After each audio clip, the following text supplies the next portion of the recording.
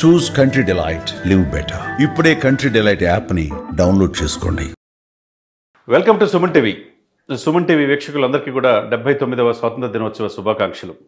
ఎందుకంటే ఎన్నో త్యాగాలకి సిద్ధపడి అమరులు అయిన అమరవీరులకి, స్వాతంత్ర సమరయోధులకి, -°C దేశం కోసం నిత్యం చావు బతుకుల మధ్య పోరాడుతూ చనిపోతున్న వీర సైనికులకి మనం గుర్తు తెచ్చుకుంటూ 79వ స్వాతంత్ర దినోత్సవం దేశవ్యాప్తంగా చాలా గొప్పగా ఘనంగా జరుగుతూ ఉన్నాయి. దాంట్లో భాగంగా ఆంధ్రప్రదేశ్లో కాకినాడ పట్టణంలో ఆంధ్రప్రదేశ్ డిప్యూటీ సీఎం గారు పవన్ కళ్యాణ్ గారు సతీ సమేతంగా చూడముచ్చటగా సాంప్రదాయంగా తెల్లటి వస్త్రాలతో అన్నా లెజినోవా గారితో కలిపి పాల్గొనటం అందరినీ ఆకర్షిస్తుంది.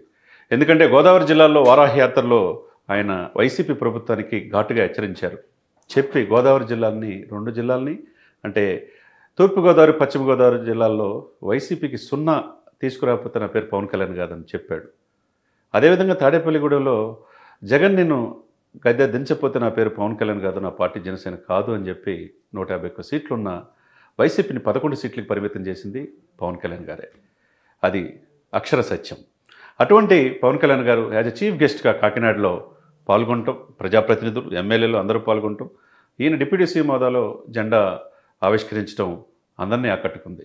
ఎందుకంటే ఎప్పుడు సినిమాల్లో బిజీగా ఉన్న పవన్ కళ్యాణ్ గారు రాజకీయాలు వచ్చిన తర్వాత దశాబ్దం పైన పోరాడం, అనేక కష్టాలు, అనేక అవమానాలు, అనేక వ్యక్తిగత హనలు పొందిన ఈరోజు విజయ తీరాన ఉండి గౌరవవందనం స్వీకరించడం ఏదైతే ఉందో చాలా చూడముచ్చటగా ఉంది.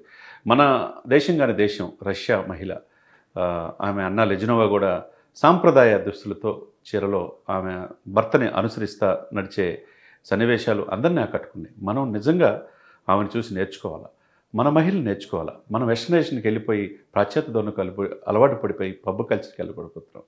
ఆ రోజు అన్నా లెజినోవా విజయ తీరానికి వచ్చిన తర్వాత పవన్ కళ్యాణ్ గారు మోదీ గారిని కలిసిన తర్వాత తన అన్నకి, తన వదినికి సాష్టాంగ నమస్కారం చేసినప్పుడు ఆ చెప్పులు తీసి అన్నా లెజినోవా చేతిలో పెట్టుకున్నారు.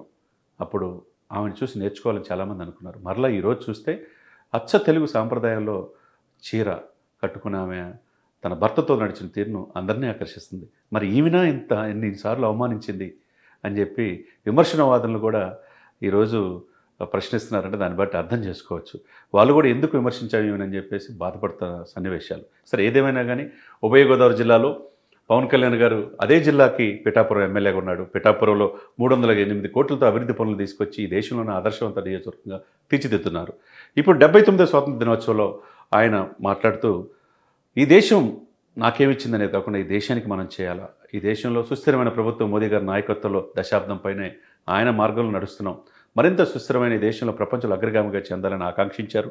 తర్వాత ఆపరేషన్ సింధూర్లో అసూలు బాసిన వీర సైనికులు, BSF సైనికులు 16 మందికి శౌర్య అవార్డులు ప్రకటించారు. వాళ్ళని కూడా గుర్తుంచుకున్నారు. పహల్గామ్లో మన సోదరులు 26 మంది యాత్రికులు చనిపోయారు ఉగ్రవాదుల మూకుల దాడికి.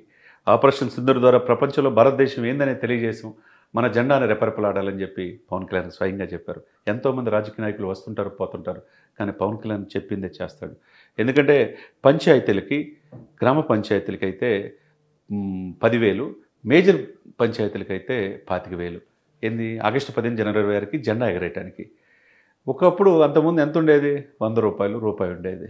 లేకపోతే 100 రూపాయలు మహా అయితే 5,000 బడ్జెట్. దాన్ని 25,000కి పెంచి ఈ ఆగస్టు 15 జనవరి 26 అనేది ఏదో ఒక రోజు కాదు, నిత్యం దేశభక్తితో మెలగాలని చెప్పేసి గ్రామాల్లో, పంచాయతీల్లో తన ఆలోచన ద్వారా ప్రజలకి ఒక చైతన్యం తీసుకొచ్చి గ్రామాలు బాగుంటేనే దేశం బాగుంటుంది డిప్యూటీ సీఎం గారు చేసి చూపించారు. తన శాఖలు అటవీ శాఖ కావచ్చు, గ్రామీణాభివృద్ధి కావచ్చు, పంచాయతీరాజ్ కావచ్చు, గ్రామీణ నీటిపారుదల కావచ్చు, సైన్స్ అండ్ టెక్నాలజీ ద్వారా విశేషంగా ఈ దేశంలో ఒక రోల్ మోడల్ డిప్యూటీ సీఎంగా పవన్ కళ్యాణ్ గారిని చూస్తున్నాం.